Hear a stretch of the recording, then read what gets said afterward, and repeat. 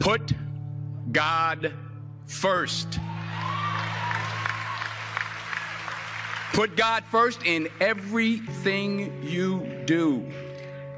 Everything that you think you see in me, everything that I've accomplished, everything that you think I have, and I have a few things, everything that I have is by the grace of God. Understand that. It's a gift. I was sitting in my mother's beauty parlor, and I'm looking in the mirror, and I see behind me this woman under the dryer.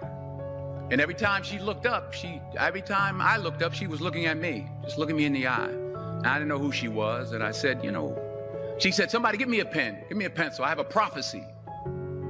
March 27, 1975. She said, boy, you are going to travel the world and speak to millions of people. Now, mind you, I was flunked out of college. I'm thinking about joining the army. I didn't know what I was going to do. And she's telling me I'm going to travel the world and speak to millions of people. Well, I have traveled the world. And I have spoke to millions of people. But that's not the most important thing, the success that I had. The most important thing is that what she taught me and what she told me that day has stayed with me since. I've been protected. I've been directed. I've been corrected. I've kept God in my life and it's kept me humble. I didn't always stick with him, but he always stuck with me. So stick with him in everything you do.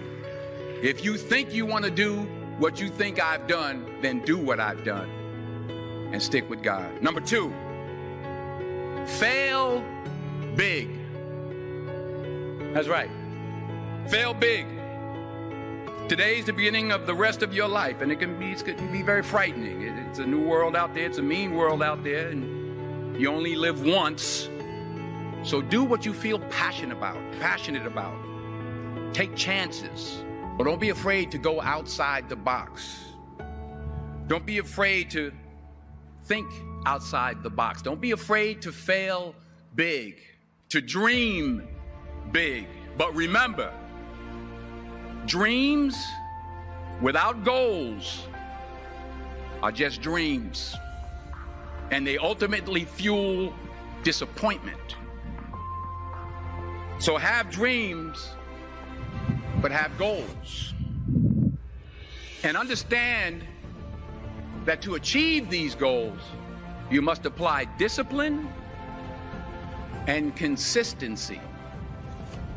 In order to achieve your goals, you must apply discipline, which you have already done, and consistency every day, not just on Tuesday and miss a few days. You have to work at it every day. You have to plan every day. You've heard the saying, we don't plan to fail, we fail to plan. Hard work works.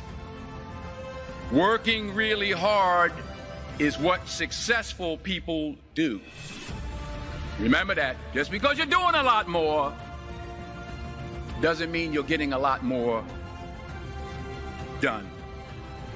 Don't confuse movement with progress. My mother told me, she said, yeah, because you can run in place all the time and never get anywhere. So continue to strive, continue to have goals, continue to progress. You'll never see a U-Haul behind a hearse. I'll say it again. You'll never see a U-Haul behind a hearse. I don't care how much money you make, you can't take it with you. And it's not how much you have.